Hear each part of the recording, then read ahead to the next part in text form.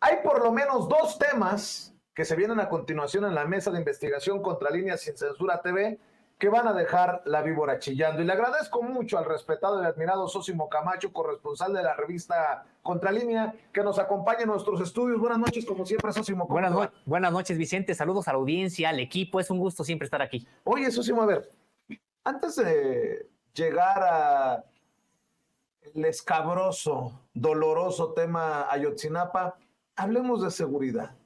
Porque desde la oposición política y desde la oposición mediática al presidente Andrés Manuel López Obrador le han dicho que este sexenio o que estos años de gobierno han sido peores, incluso que los de Peña Nieto, que los de Calderón en temas de seguridad.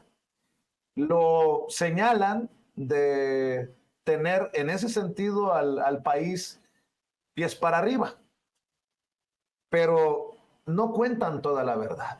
La realidad es que desde gobiernos municipales y estatales han jugado un papel casi de brazos caídos, y muchos de estos gobiernos son de oposición, no son de Morena. Habrá muchos que sí lo son, pero hay muchos gobiernos que han claudicado, ¿no? A ver, ayúdame a entender la magnitud, mi querido socio.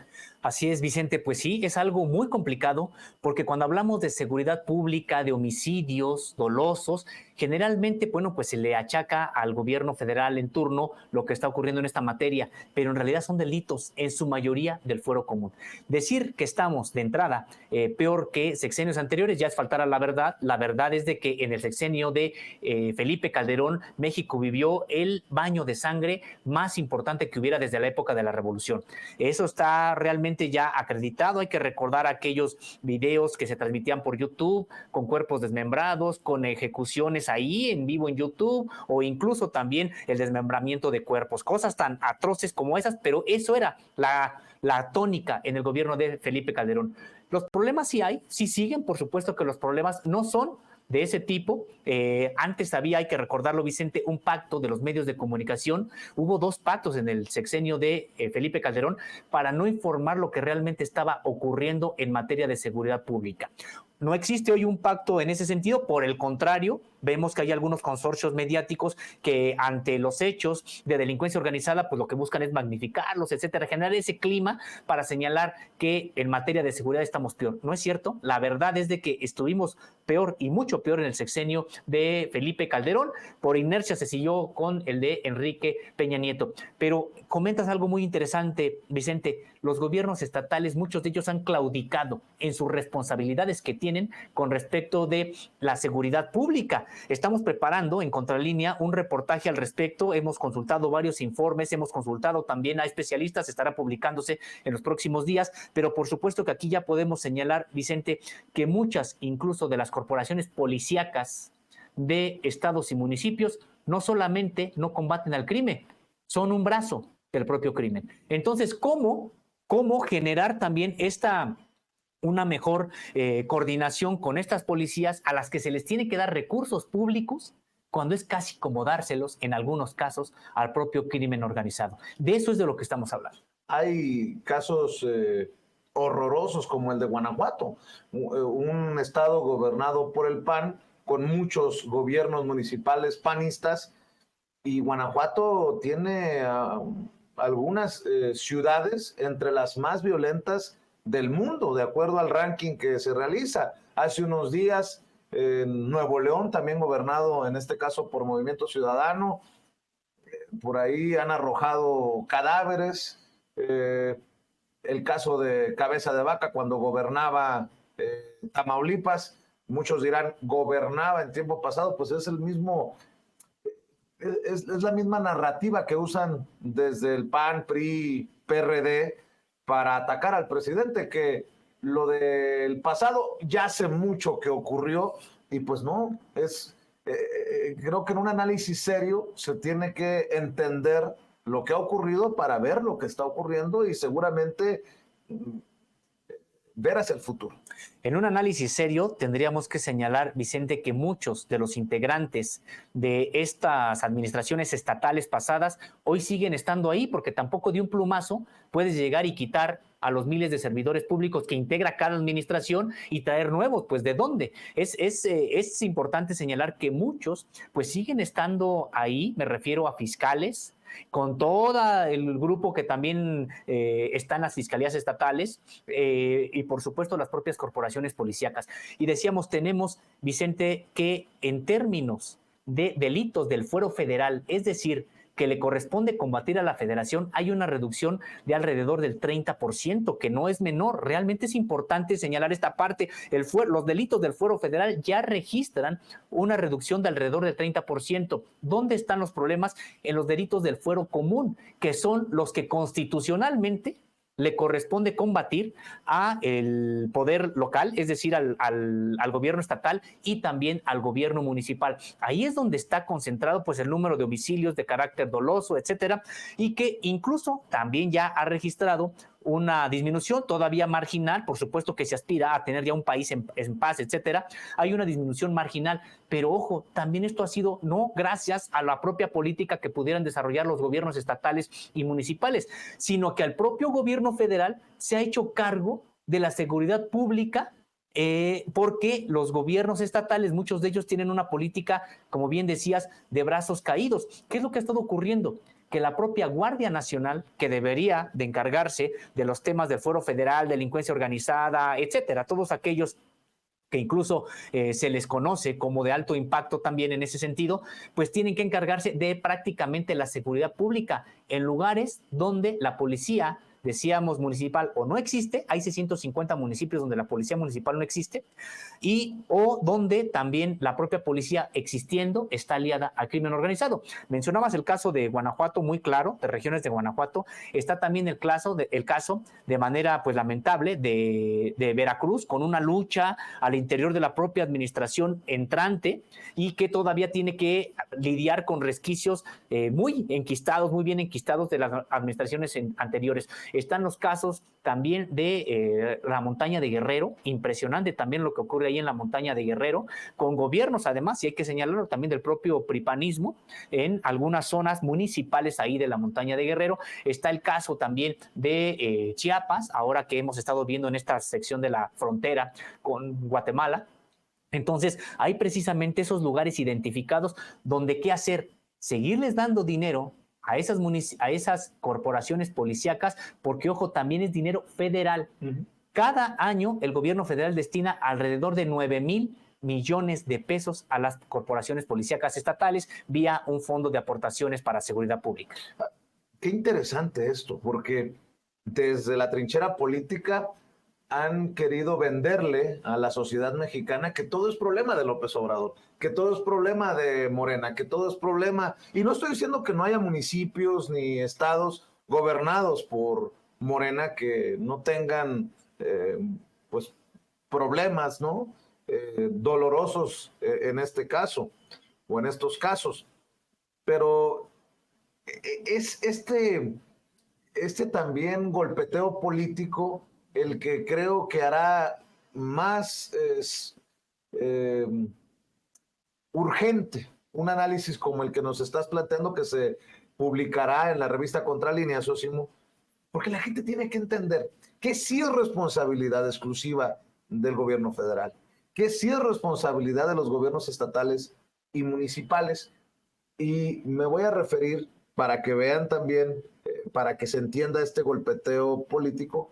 ¿Qué es lo que han dicho desde la oposición? No a la Guardia Nacional, básicamente. No a la militarización. Y se me viene a la mente el caso de esta alcaldesa, esta presidenta municipal panista que había desaparecido en Jalisco y que en su mensaje, cuando aparece con vida, agradece al presidente, agradece a la Guardia Nacional, agradece al Ejército, pues porque son los que están cargando con la responsabilidad que debería de ser compartida o entendida como compartida, Susi. Así es me parece que en el tema de la seguridad también se ve la politiquería a la que se ha llegado en este asunto, porque en realidad si algo me parece que estuvo buscando el Partido Acción Nacional cuando estuvo gobernando, ellos sí, fue una militarización prácticamente de toda la vida pública del país. De hecho, en los hechos, por la vía de los hechos, de facto, lo hicieron. Ellos prácticamente sin haber reformado la Constitución para que las Fuerzas Armadas tuvieran que ver con la seguridad pública, ellos sacaron a las Fuerzas Armadas sin siquiera tener alguna preparación en materia de defensa de los derechos humanos, alguna materia en el respeto a los derechos humanos en sus propias actuaciones. Los vimos ahí y hasta lo mostraban como una manera de propaganda, de señalar, vean, nosotros sí tenemos mano dura contra el crimen organizado, y a veces pues tuvimos el caso, el escandaloso caso de la Marina, asesinando a uno de los jefes del narcotráfico, vejando el cuerpo, poniéndole billetes, desnudándolo, en el caso de llamado el Barbas de los Beltrán Leiva. Imaginémonos, Vicente, qué hubiera ocurrido si actos como estos hubieran tenido lugar en la actual administración. Es decir, pues hay una doble moral del propio Partido Acción Nacional ahora oponiéndose a la existencia de la Guardia Nacional, cuando en realidad lo que ellos estaban haciendo, pero si por mucho rebasaba lo que hoy entre comillas se ha llamado la propia militarización del país. Me parece que precisamente es cuando aquí se ve el talante politiquero de este tipo de personajes que, por un lado, están saboteando lo que se pueda en materia de seguridad y por otro están renunciando a las propias responsabilidades, porque bien dijiste, muchos de estos gobiernos en realidad todavía están en manos del pripanismo, tanto a nivel estatal como a nivel local, y también las responsabilidades de ellos, la propia sociedad tendría que pedirles que rindan cuentas. Y me parece, Vicente, que tal vez ahí sí es lo que también deberíamos de pedirle al propio gobierno federal, que exhiba al menos, pero que denuncie cuando es necesario a aquellos gobiernos, pues por omisión o incluso por comisión con las propias integrantes de las delincuencias organizadas. Hablando de claudicar, ha habido casos de gobernadores y ha sido muy señalado que ni siquiera querían asistir a las reuniones de seguridad, ¿no? Que se negaban a discutir estos temas con instituciones como la Sedena, la Marina o la Guardia Nacional. Y quiero también señalar, Sósimo, por esto que estás mencionando, es que de acuerdo a las encuestas, es la Marina, la Defensa Nacional, el Ejército y la Guardia Nacional, las tres instituciones que más confianza tienen por parte de la sociedad. Y son las policías estatales y municipales las que están en el sótano de esta lista de confianza. En otras palabras, la ciudadanía no es tonta y desconfía de estas corporaciones que en muchas ocasiones también han sido usadas por los gobernadores como brazo armado, ¿no? El caso de Tamaulipas es evidente, la creación de los GOPES, esta policía especial, ¿no? Entre comillas, que tanto se le criticó a Francisco García Cabeza de Vaca, solo por mencionar un ejemplo. Así es, estos prácticamente mandados a hacer tareas, entre comillas, que ni siquiera se ajustan al propio marco constitucional, prácticamente asuntos de golpeteo, a veces incluso político, de presión, pero muchas en realidad prácticamente pues rayando en acciones delincuenciales. De hecho, Vicente, aquí el gran debate es qué es lo que tendrá que hacer la propia sociedad mexicana para hacerse de policías, porque es claro que tienen que existir, claro que tiene que haber una responsabilidad a nivel estatal, a nivel local, y tienen pues que contar con los elementos también para reaccionar. Entonces, sí es importante, por supuesto, que se fortalezcan a las propias policías. Me parece que no solamente es un asunto de recursos, te comentaba que son alrededor de 9,200 millones de pesos los que la Federación destina a las policías estatales, mediante un fondo que se encuentra precisamente en el presupuesto de egresos de la Federación. Hay quienes dicen, pues es que no se ha aumentado el fondo para estas policías estatales, que tiene que ver con capacitación, con compra de equipo, armamento, etcétera. Bueno, pero es que aquí el asunto es que primero se tienen que sanear, porque no podemos seguir destinándole recursos a corporaciones policíacas que terminan beneficiando a determinados actores de la propia delincuencia organizada. O sea, imaginemos, además de que están coludidas con el narcotráfico, reciben recursos públicos. Pero ese es un gran debate, que se tiene que dar con honestidad, con transparencia, porque también hay que decirlo, los policías municipales son los que tienen salarios de miedo, ¿no? Son en el escalafón los de más bajo nivel, por decirlo de alguna manera, y no estoy necesariamente buscándole un pretexto a que se involucren con el crimen organizado que deberían de combatir, pero es una situación que se tiene que hablar. Ahora, mencionabas de politiquería, de hipocresía, de todo esto desde las trincheras partidistas. En el Frente Amplio por México, en la oposición, pues, se han pronunciado críticos de la Guardia Nacional, pero son los mismos que defendieron la Policía Federal, en la que reprobaban los exámenes de confianza, en donde estaban enquistados los grupos que servían a Genaro García Luna con nexos, que hoy sabemos con nexos con el narcotráfico. Así que diría el expresidente Peña Nieto, ningún chile les embona, ¿no?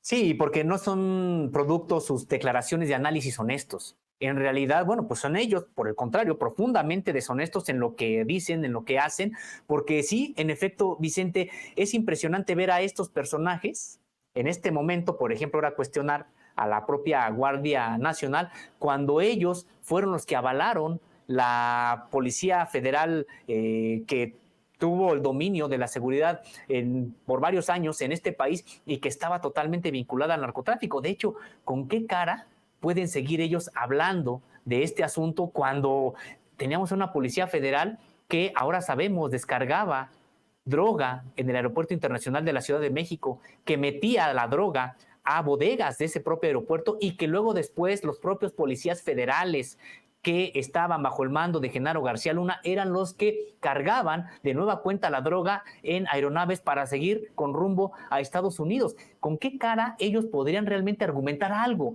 a favor de la propia seguridad pública o criticar algo de la actual administración en esa materia? Y a ver si estarás de acuerdo, que siempre es el cochino dinero.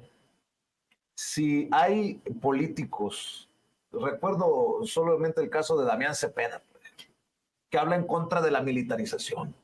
Pero cuando se habla de Guanajuato, la federación ha olvidado al estado de Guanajuato, al gobierno panista de Diego Sinue. Bueno, pues, ¿qué quieres? O sea, ¿no quieres al ejército? ¿No quieres a la Marina? ¿No quieres a la Guardia Nacional? Entonces, ¿qué quieres? Y pensaban, ¿no? Pues el dinero en disque mejorar las condiciones de las policías municipales y estatales para que puedan manejarlo a su antojo, y no veo cómo por ese camino vayamos a tener diferentes resultados. Es que, sabes, Vicente, me parece que precisamente la politiquería, la deshonestidad en el propio debate es lo que impide realmente llevar a un diagnóstico, un diagnóstico en aras del propio país.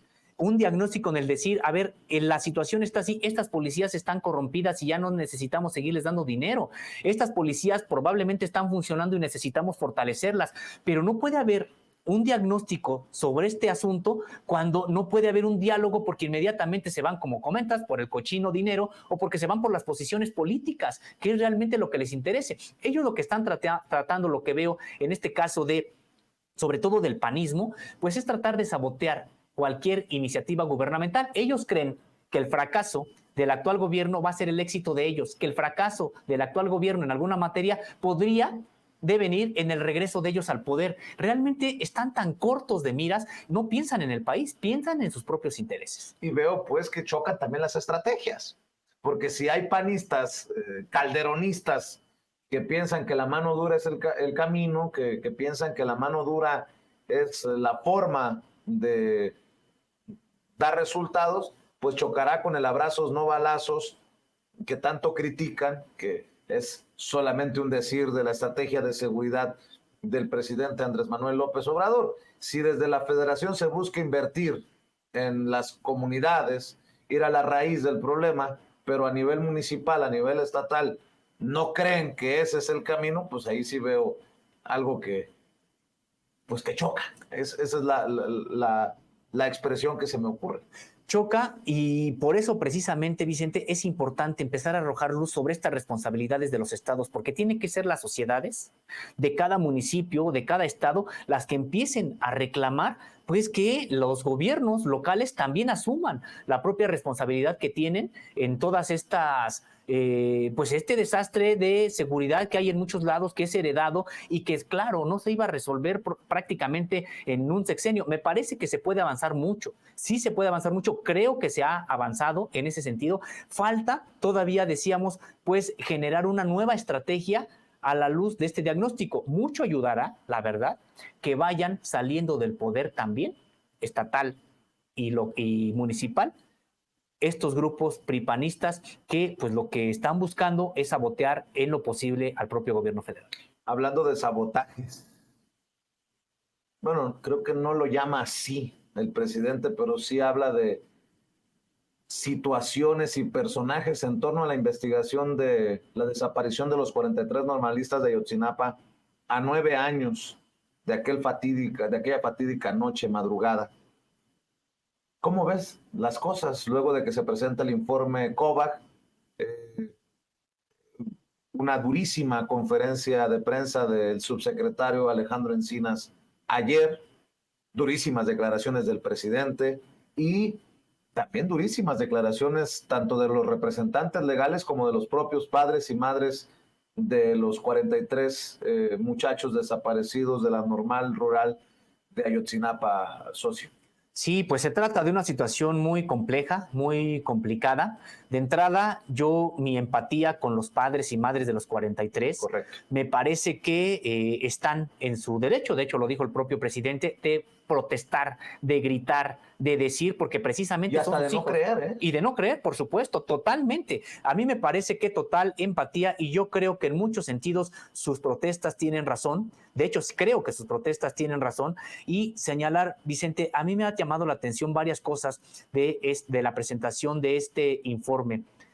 Primero, que ha quedado acreditada la participación de Enrique Peña Nieto en las reuniones con las que se creó la propia verdad histórica. Me parece que el grueso de los medios de comunicación otra vez les pasó de noche esta situación, y me parece que lo que se reveló el día de ayer de que Enrique Peña Nieto asistió a estas reuniones que dieron lugar a la verdad histórica viene a confirmar algo que incluso en esta mesa estuvimos discutiendo, Vicente.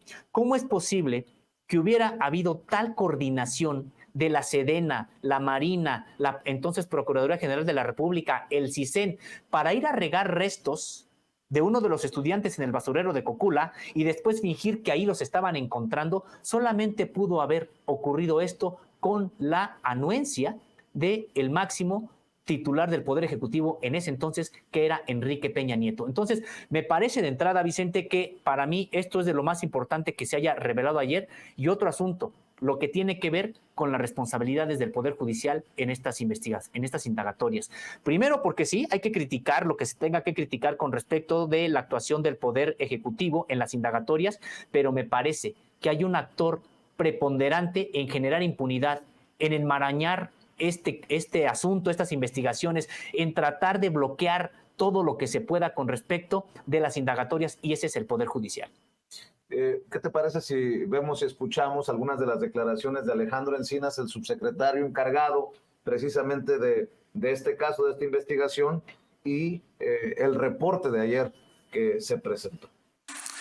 La COVAG no ha torturado a nadie, no ha sembrado pruebas, no ha alterado escenas del crimen, no hemos fabricado culpables, hemos actuado con ética y con profesionalismo. Nuestra labor es buscar la verdad.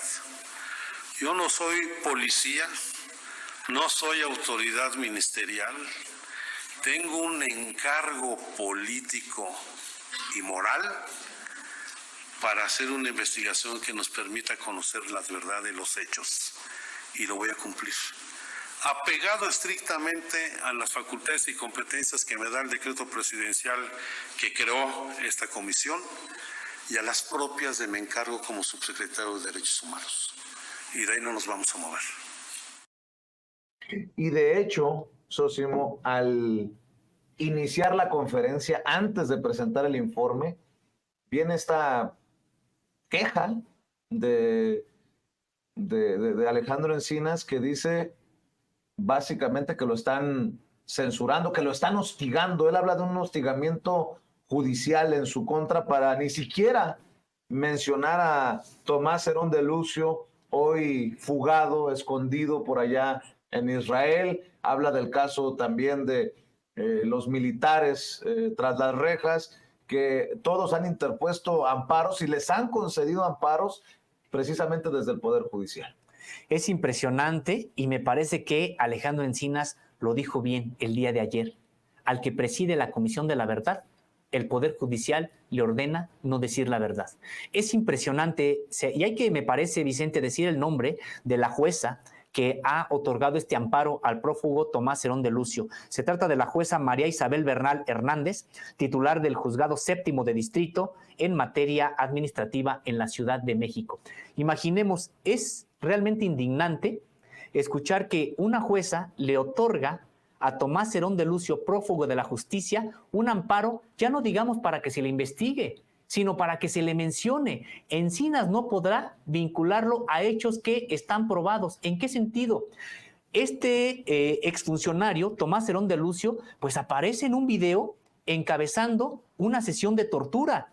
¿Una sesión de tortura para qué? Para que la persona torturada declarase lo que quisieran y con ello construir la verdad histórica. De hecho, le voy a pedir al equipo de producción que encabeza en la transmisión Sigrid que nos busquen. De hecho, por ahí debe de estar en nuestra lista de videos de hoy temprano ese video al que haces mención de Tomás Herón de Lucio, que ha corrido como pólvora en redes sociales en respuesta a este hostigamiento del Poder Judicial de la mano de esta jueza que has mencionado con nombre y apellido, que, dicho sea de paso, han perdido todo el recato, se han quitado la máscara. A 9 años, en torno al 9º aniversario de la desaparición de los normalistas de Ayotzinapa, le dan un amparo a Tomás Herón de Lucio. Como en su momento decíamos, qué extraño, que el día que declaran culpable en la Corte de Nueva York a Genaro García Luna, este mismo Poder Judicial le descongele las cuentas a la esposa. Por eso digo que sin el menor recato, mi querido socio. Sí, es que es impresionante como bien comentas, en el mismo marco del aniversario de la desaparición, resulta que le otorgan este amparo a Tomás Herón de Lucio. Y es que Tomás Herón de Lucio, Vicente, me parece que cómo es posible que esté prófugo de la justicia, desde allá sigue litigando, y hay jueces, hay integrantes del Poder Judicial de la Federación dispuestos a seguir perpetuando y enmarañando esta irresolución del caso de los 43. No es el único asunto que podemos señalar del propio Poder Judicial de la Federación. Hay que recordar que han sido 70 detenidos que ya fueron puestos en libertad por los jueces, por jueces que además argumentaron, Vicente, que había prescrito el delito, cuando los crímenes de lesa humanidad, todos lo sabemos, no prescriben. Pero bueno, pues son jueces, y con estos argumentos tan endebles, lo único que son, pues son pretextos para liberar. Decíamos, han liberado a 70 personas. Hay 132 que sí permanecen presos, entre ellos el propio Murillo Karam, 2 generales, 71 policías y 41 integrantes de Guerreros Unidos, pero incluso de ellos no sabemos por cuánto tiempo permanecerán todavía en prisión. ¿Por qué? Porque prácticamente los jueces a la carta están resolviendo la liberación para muchos de ellos, y ya decíamos, llegando al extremo de que incluso argumentan la prescripción de algunos delitos cuando estos delitos no prescriben. Así es, estamos precisamente trabajando con el equipo de producción, porque en la mañanera el presidente Andrés Manuel López Obrador preguntaba, ¿es este al que están protegiendo en Israel? ¿Es este al que están protegiendo en el Poder Judicial? No sé si tengamos también, o puede ser de la mañanera, o este que te acabo de enviar, Sigrid, es donde aparece Tomás Herón de Lucio. Ya lo veremos, mi querido Sósimo, pero si te parece, antes de ver al torturador, como en su momento quedó registrado Cárdenas Palomino torturando en vivo y en directo a este Israel Vallarta, pues así queda como torturador Tomás Herón de Lucio grabado en aquellos interrogatorios. Pero si te parece, vamos a ver y escuchar lo que dicen los padres y madres de Ayotzinapa, que han retirado este plantón a las afueras del campo militar número 1, porque ya hay un compromiso, porque pareciera que se avanza en días que han sido dificilísimos, sí, ¿no? En momentos hasta de confrontación con el presidente Andrés Manuel López Obrador, después hay 1 o 2 pasos hacia atrás, entienden que hay voluntad, pero bueno, que los comentarios de nosotros no terminen ofendiendo a alguien, al contrario, nosotros nos sumamos a esta exigencia de que vivos se los llevaron y vivos los queremos. Revisión de los archivos militares. Ayer, como decía don Emiliano, incluso se habló de una nueva instrucción presidencial dada en Gabinete de Seguridad. En espera de que eso se cumpla, los padres y las madres suspenden temporalmente este plantón, al que regresarán si esto es solo simulación y no se entrega esa información pendiente. Bueno, pues ahí están insistiendo, pero también entendiendo y retiran este plantón. Ahora sí vamos a ver el video, que es el que presenta el presidente. Dice, ¿a este están defendiendo? Habría que preguntarle a la jueza, ¿cómo se llama la jueza, Sosimo? María Isabel Bernal Hernández. Jueza María Isabel Bernal Hernández. ¿A este está defendiendo? La primera mamada que me digas si cambiamos o no va, dime todo lo que sepas de los estudiantes. A la primera te mato, güey. La tortura fue uno de los instrumentos para construir la hoy desmantelada verdad histórica sobre la desaparición de los 43 estudiantes normalistas de Ayotzinapa. Tomás Herón es prófugo de la justicia mexicana por los delitos de tortura y alteración de pruebas en el caso Ayotzinapa. Investigaciones, pruebas y testimonios implican a Tomás Herón en la tortura de Felipe Rodríguez Salgado, alias El Cepillo, presunto integrante del grupo delincuencial Guerreros Unidos. Además, se le acusa de fabricar la verdad histórica, dado que las diligencias ministeriales realizadas en el río San Juan, municipio de Cocula, en octubre de 2014, evidenciaron la colocación de bolsas de plástico con restos óseos del estudiante Alexander Mora un día antes del trabajo de búsqueda.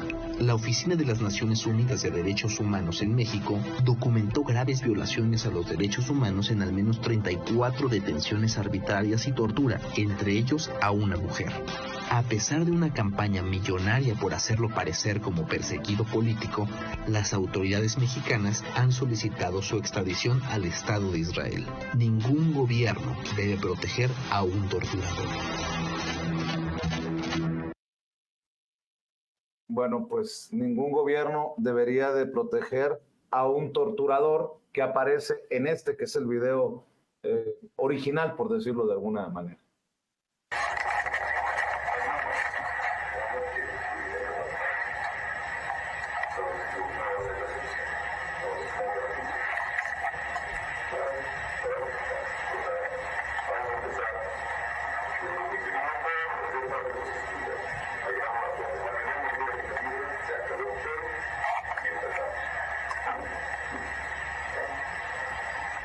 Para no presentar imágenes que no deberíamos, se escucha a Tomás Herón, se ve a Tomás Herón, y la pregunta del millón es, ¿por qué lo protege? ¿Por qué lo protege esta jueza? ¿Por qué lo protege Israel? Hay que recordar que hizo en su momento negociaciones. Él, como funcionario, alto funcionario de la Procuraduría General de la República, hizo gestiones para la adquisición de equipo de espionaje a Israel en tiempos, obviamente, de Enrique Peña Nieto, y que de ahí probablemente viene este trato tan amable que recibe del régimen de Israel allá, precisamente ocupando Palestina, pero que prácticamente, en este caso, Tomás Herón de Lucio, pues tiene el favor de ellos. Pero a mí me sorprende, Vicente, pues sí, toda esta campaña de los jueces prácticamente para ir enredando el trabajo, las investigaciones que obviamente no empezaron ahora. El gobierno de Enrique Peña Nieto, tenemos que recordarlo, tuvo 4 años para ensuciar lo que pudiera desaparecer pruebas, así es, desaparecer pruebas, construir otras, fabricar algunas pruebas, etcétera. Y a eso le sumamos pues lo que está ocurriendo en el Poder Judicial, porque aquí lo malo, Vicente, es de que si en el Poder Ejecutivo encontramos todavía por ahí algunos que pudieran estar ocultando información porque tienen compromisos con los gobernantes anteriores, etcétera, no, hombre, el caso del Poder Judicial pues prácticamente está volcado a sabotear en lo posible las investigaciones. Entonces, me parece, Vicente, que es un hecho muy complicado, muy doloroso. Con respecto de la determinación que han tenido los padres de los 43, pues a mí me parece, Vicente, que las acciones son elocuentes. Me parece que el retirar este plantón en el campo militar número 1 quiere decir que el diálogo, por supuesto, no está roto, por más intenso que pudiera ser entre los padres y madres de los 43 con el gobierno federal. Nunca se ha roto el diálogo de ninguna de las dos partes, por muy encontradas que pudieran ser en algún momento las posiciones. Y en este sentido, yo también, Vicente, no solamente señalar a los propios padres y madres de los 43 en esto, los propios abogados que han sido muy cuestionados, porque hay quienes dicen, es que los padres y madres están siendo manipulados por los propios abogados. Yo la verdad no lo creo. Son muy inteligentes, son mayores de edad los padres y las madres de los 43 como para que sean, en este caso, manipulados por los abogados. Además, recordemos que estos abogados son los mismos que empezaron con la propia indagatoria previo al actual sexenio, que fueron muy críticos, durísimo con el gobierno de Enrique Peña Nieto, y que incluso durante el gobierno de Enrique Peña Nieto fueron perseguidos. Hay que ver que fueron espiados tratando de encontrarles algún tipo de corrupción, algún tipo de hecho a estos abogados, que no lo lograron, no lo encontraron. Y me parece que también es parte, los propios abogados tienen que jugar ese papel, claro, en incidir, en ir más allá, porque, ojo, probablemente si no tuviéramos esta insistencia de los padres, esta intensidad también con la que están demandando el esclarecimiento, probablemente habría funcionarios que empezaran a flaquear, claro, más allá de las propias intenciones del propio presidente de la República. Y yo voy a decir algo que a lo mejor le va a caer pesado a más de uno, pero por muy obradorista que sea una persona, no puede estigmatizar o satanizar a quien lo que quiere es justicia y encontrar tal vez los restos de su hijo para darle cristiana sepultura. Porque he leído muchas cosas en redes sociales de ahora resulta que le están exigiendo al presidente. El presidente entiende en su voluntad de esclarecer esto, acepta que el diálogo en ocasiones sea tan duro. Sí. Si el presidente lo acepta, no lo vayamos a aceptar nosotros y a entender nosotros desde ese humanismo del que habla el presidente. Pues es de humanismo entender que hay señoras y señores que después de 9 años tienen una herida que sangra como desde el primer día, Sosina. Totalmente de acuerdo, y más aún, Vicente, con los asuntos a los que uno esperaría que tendrían que avanzar las investigaciones. Me parece, Vicente, que con lo dicho ayer por Alejandro Encinas sobre la presencia de Enrique Peña Nieto en estas reuniones para construir la verdad histórica, entre comillas, esta verdad histórica, pues me parece que tendría que empezar a considerarse la posibilidad de citar a comparecer al propio expresidente, de citar a comparecer a Miguel Ángel Osorio Chong, que se le ven algunos videos ahí también en esto de construir la verdad histórica un día antes de que se hiciera la visita formal al basurero de Cocula. Recordar que esta visita al basurero de Cocula, la formal, pues tuvo lugar cuando ya funcionarios militares, marinos de la Sedena, del propio CISEN entonces, habían ido a arrojar restos de un estudiante ahí. ¿Cómo es posible que no se haya mandado citar a Miguel Ángel Osorio Chong y a los titulares de estas dos secretarías? Me parece, Vicente, que ese es el gran escollo. Claro. El gran escollo de la resolución de los 43 es porque no se va a quedar solamente en mandos medios. Tiene que avanzar hacia arriba porque hay una cadena de mando que no pudo haber estado ignorante de lo que hacían los mandos medios por el nivel de las operaciones. Y precisamente por lo que estás diciendo, no quiero que esto suene a defensa de alguien, pero qué complicado el tema de Omar García Harfuch, el hoy aspirante a la coordinación de la defensa de la 4T en la Ciudad de México, exsecretario de Seguridad Pública durante el gobierno o lo que estuvo al frente del gobierno de la Ciudad de México, la doctora Claudia Sheinbaum. Dice Alejandro Encinas ayer que sí estuvo en por lo menos 2 reuniones y muchos debaten, oye, el presidente dijo, eso no significa que haya estado involucrado en la desaparición de los 43. A ver, aquí no se habla de lo que no hizo Omar García, o de lo que hizo Omar García Harfuch, sino de lo que no hizo. ¿De qué se enteró Omar García Harfuch en esas 2 reuniones y que no denunció? O de lo que no quiere aceptar hasta el momento, porque si estuviste en estas reuniones, ¿de qué se habló? En fin, es un caso complicadísimo. Dice el presidente que es por tema electoral, pero esto fue lo que dijo Alejandro Encinas ayer, y creo que más claro ni el agua. Sí estuvo en 2 reuniones como representante o comandante de la Policía Federal en Guerrero, y no es que en el momento de la desaparición haya estado ahí. No estuvo, todo parece indicar, pero sí estuvo en estas reuniones. ¿De qué se habló? Creo que hay muchas preguntas que debería de responder, ciertas aclaraciones que tendría que hacer Omar García Harfuch, a quien le solicito, como lo hice ya personalmente, vía telefónica, cuando me llamó, ante mis mensajes a su celular, que nos conceda la entrevista aquí en Sin Censura. Le prometemos una entrevista dura, pero honesta, justa, imparcial, porque nuestro interés no es ni tumbarlo, ni elevarlo, ni encumbrarlo, ni nada que se parezca, más que hacer la chamba, y mucho también del compromiso que sentimos con esos padres y madres de los 43 desaparecidos de Ayotzinapa, y este sería uno solamente de los muchos temas que abordaríamos con él, pero esto fue lo que dijo Alejandro Encinas ayer. Pedir una opinión acerca de la posibilidad de que Omar García Harfuch, que está mencionado en las juntas de autoridad y que aparece también en las listas de los pagos de criminales, pueda convertirse en jefe de gobierno de la Ciudad de México primero. Pues esperemos que se aclare esta situación en primer lugar.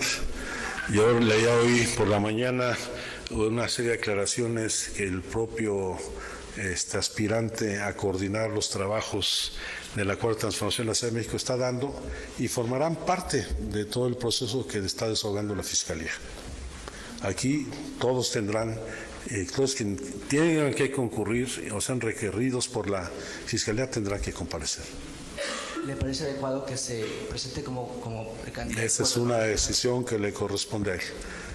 Nosotros aquí estamos para la verdad, no para intervenir en los procesos políticos de los partidos.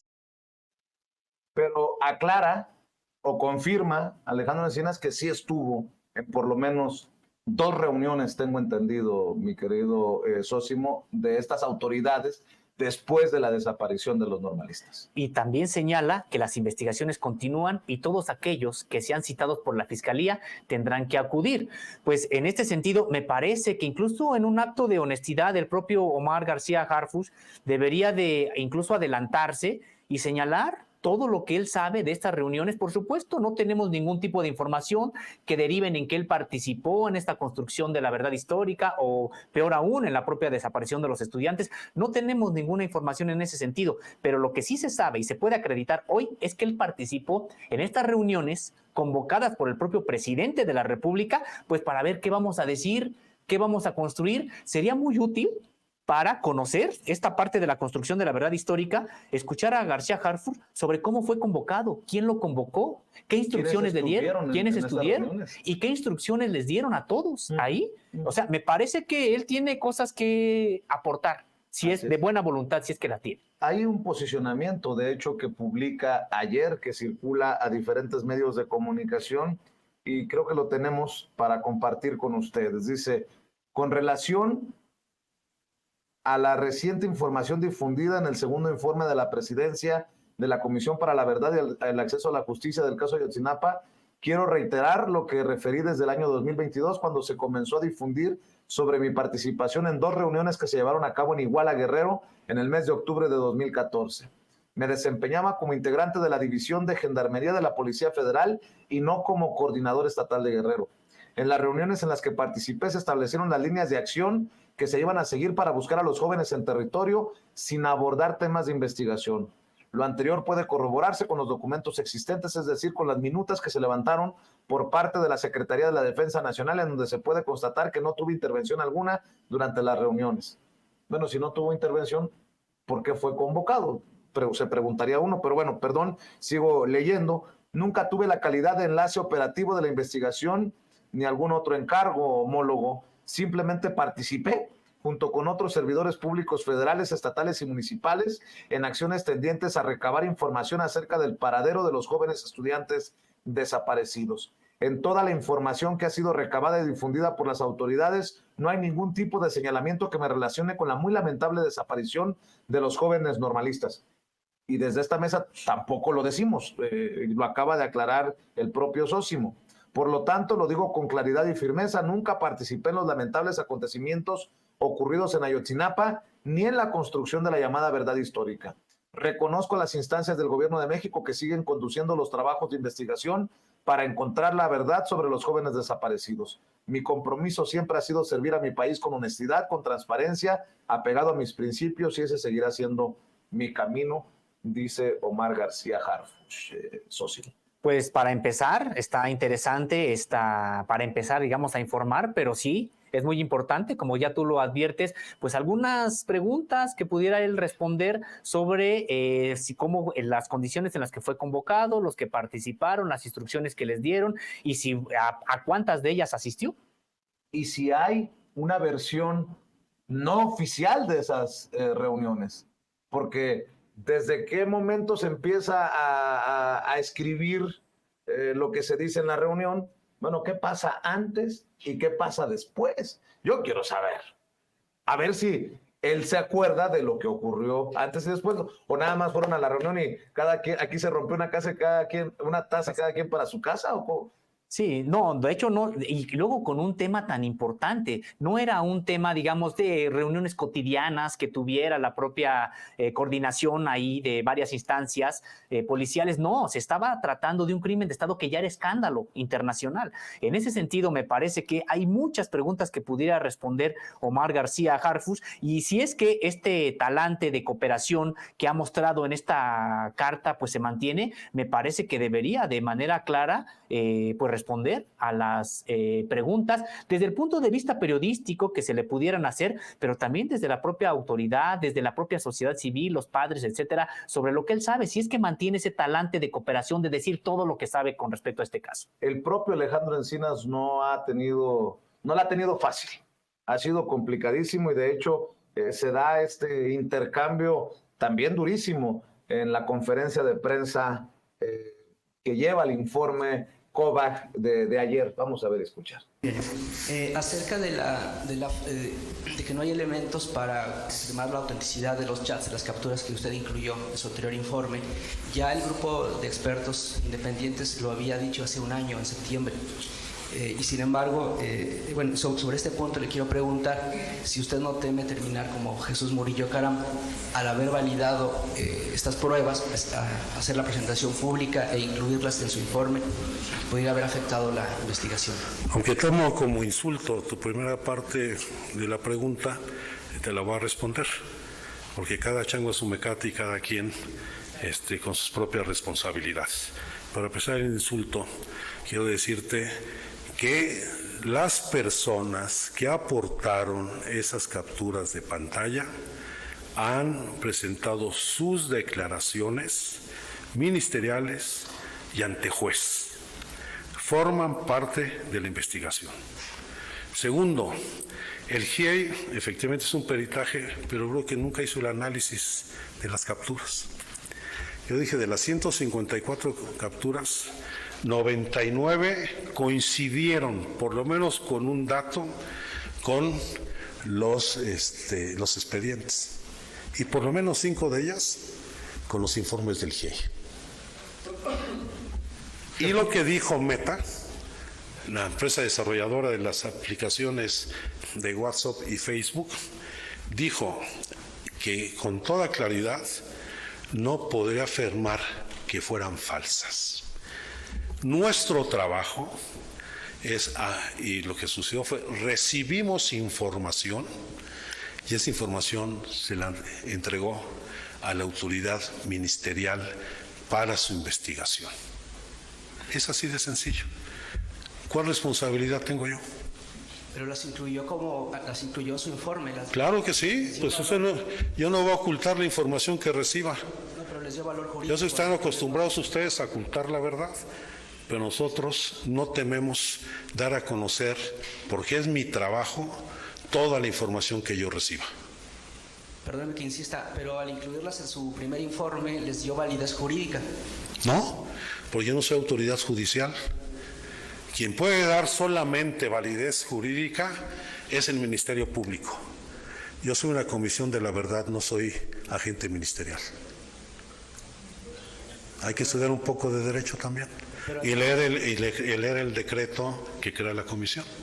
Ok, no entiendo, pero entonces si todo lo que está en el informe puede o no ser verídico ni ser confirmado, pues ¿qué valor tienen ahora lo que está presentando? Si pues tiene el mayor de los valores. ¿No escuchaste o no llegaste al principio? No, estuve aquí desde el principio. Bueno, dije con toda claridad.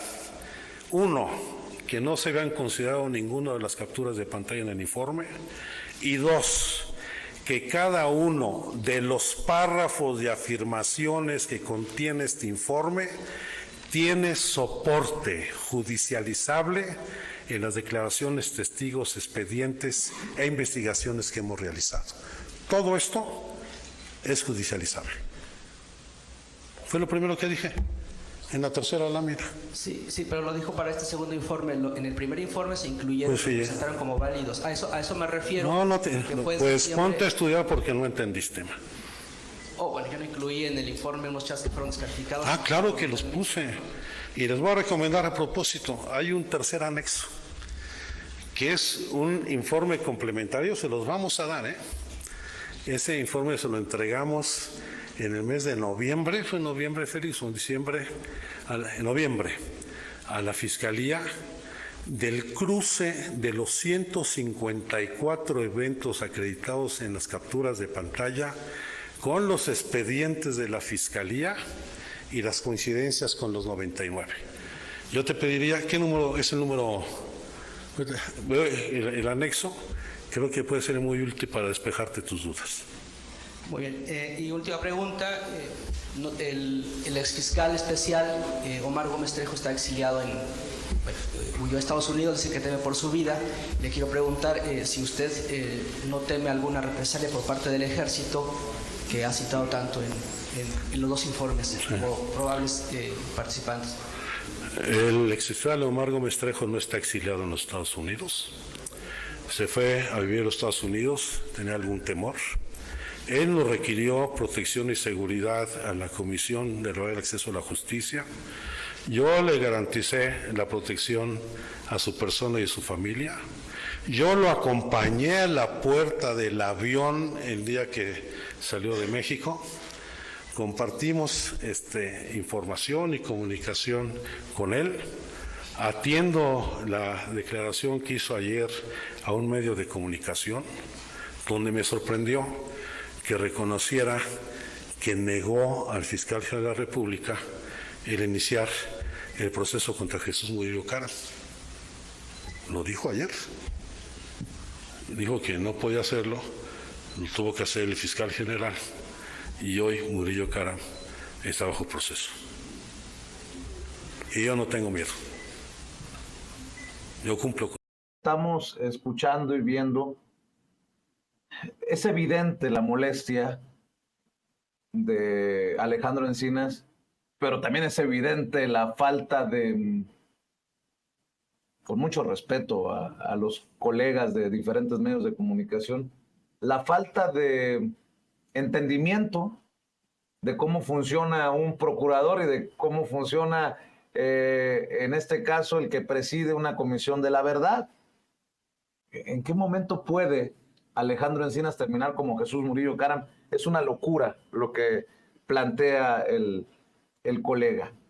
Pero también entiendo que más allá del desconocimiento que exhibe el propio subsecretario de este colega, pareciera que hay intereses de los medios de comunicación de que todo sea como pantanoso, porque hay muchos medios de comunicación que en algún momento defendieron la verdad histórica y que hoy no pueden escupir para arriba Así lo entiendo yo, socio. Totalmente de acuerdo. Es que en realidad este tipo de, en este caso de las preguntas, no son preguntas honestas que uno pudiera pensar, es que están tratando de escudriñar, de preguntar, de que haya más información. Lo que estamos viendo es una manera, pues, de justificar las, entre comillas, investigaciones que se hicieron en el sexenio anterior, que son las de la verdad histórica. Pues ahí tenemos, guardando la proporción, personajes, capos del periodismo, como en algún momento se les llamó, por ejemplo, en el caso de Marín, que hasta decían que los padres de los 43 y las madres deberían de pedirle perdón a Murillo Karam. Así de grotesco este personaje, para prácticamente decirle, pedirle a los padres, exigirles que le pidieran perdón a Murillo Karam por todo el trabajo de investigación que estaba haciendo para, pues para resolver este caso. Y pues todos ellos, ¿qué pueden decir ante lo que ahora se está viendo, ante el involucramiento de tal nivel de funcionarios en ese entonces, y que este tipo de reporteros, de periodistas, pues estuvieron tratando de ocultar? Y hoy me parece, algunos de ellos, es otra manera de lucrar con la propia tragedia, es otra manera de lucrar el que estén tratando de que se empantane, de que no se resuelva, de que quede precisamente como un fracaso de la actual administración, o peor aún, como un encubrimiento de la actual administración. Me parece que eso es lo que quisieran, a eso le apuestan, y van con la idea de tratar de demeritar lo que se ha avanzado y que no se ha avanzado en ningún otro crimen de Estado. Otra cosa importante, lo del exfiscal encargado de la investigación, que con mucho respeto, lo intentan hacer ver como un mártir. Yo no sé cuál sea la situación, pero Alejandro Encinas dice, a ver, yo lo acompañé a la puerta del avión, yo me aseguré de darle el sistema de seguridad a él y a su familia, no está exiliado, se fue a vivir, en fin, importante que se haga estas aclaraciones, porque este fiscal pues ha demostrado que no se va a quedar callado y que va a seguir hablando, y no sabemos con qué intenciones o qué intereses, ¿no? No sé. Ahí lo dejo sobre la mesa. No quiero faltarle al respeto a alguien. Simplemente hablo con honestidad, con transparencia, y puedo equivocarme, Sósimo, me puedo equivocar. No, totalmente, todos nos podemos equivocar, Vicente, pero hay algo que me parece importante. Si Omar Gómez Trejo va a empezar a hablar, a dar entrevistas, pues sería muy bueno que realmente pues no se atendiera a los propios tiempos e intereses de los medios de comunicación, porque hasta ahora a mí sí me parece eso, Vicente. Y también algo más que ocurre. Él, bueno, pues hay que recordar que él reconoce que no quiso integrar el expediente donde se iba a emitir la orden de aprehensión en contra de Jesús Murillo Karam.